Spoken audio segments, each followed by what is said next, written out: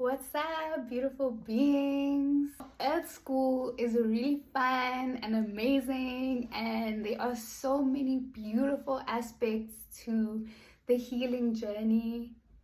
But you know what? Not all of it is that great. Along this path, there are some really painful and hard truths to swallow and look at. And sometimes going deeper into the shadow really feels like you're gonna die. And you do die. Old version of self dies. That version of you that put up with certain things, that version of you that is reactive, that version of you that didn't know how to say no, that didn't know how to set proper boundaries, dies. And in fact, using the word die probably isn't the right word, because that version of you is still very much alive and within you. It's just now you're starting to choose differently. The more you start to choose differently, the more that new voice becomes more prominent. And the voice that's telling you to react, to people please, to give in, starts to fade to the background. But they're always there, whether they are in the front and center stage of our beings or in the background, they are always there. So as we do shadow work, we get to know and understand our demons. We get to make friends with our demons so that we become the ones in control. I still shake when somebody asks me to do something I don't really want to do. But my mama bear voice, the mama bear of my inner child, has learned how to step forward and be the more predominant voice, even when my people pleaser wants to say yes. So this is a reminder that a lot of this work is not easy, it's not fun, and sometimes it's really, really sore. We have to accept that sometimes things just don't have answers.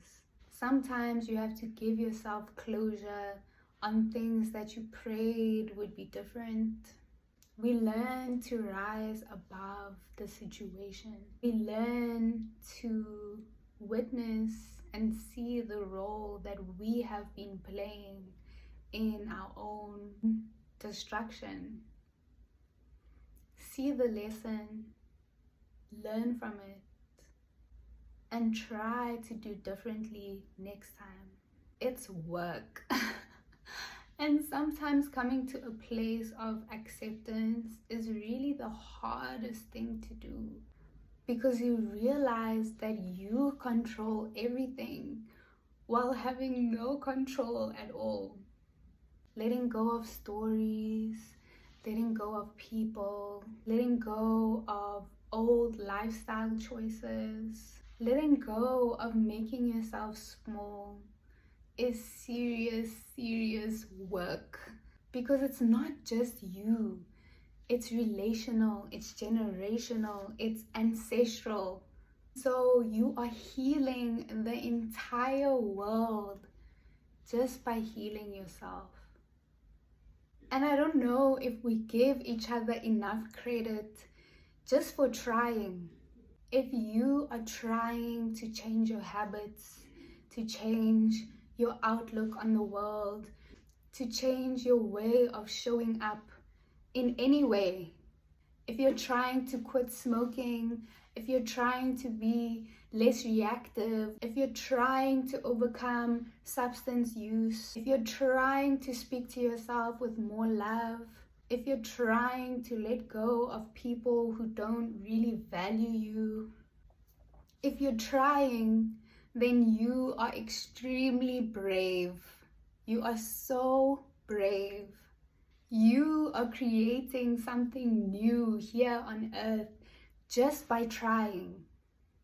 And it might not feel that way. Maybe sometimes you are really hard on yourself. And maybe sometimes it feels really unfair. And you know what? Sometimes it is unfair. It is. But as you learn to let go more and more and more and more, you create the space for new habits, new people, new ways to come in and that feel much more nourishing and in alignment with your heart and with the truth of who you know yourself to be. And you deserve that. You deserve your love, your effort, your compassion, and your empathy 10 times over, 20 times over, 100 times over. You deserve that. So keep going, courageous, beautiful soul. I see you, I honor you, and I am in awe of your resilience. You're amazing. I love you.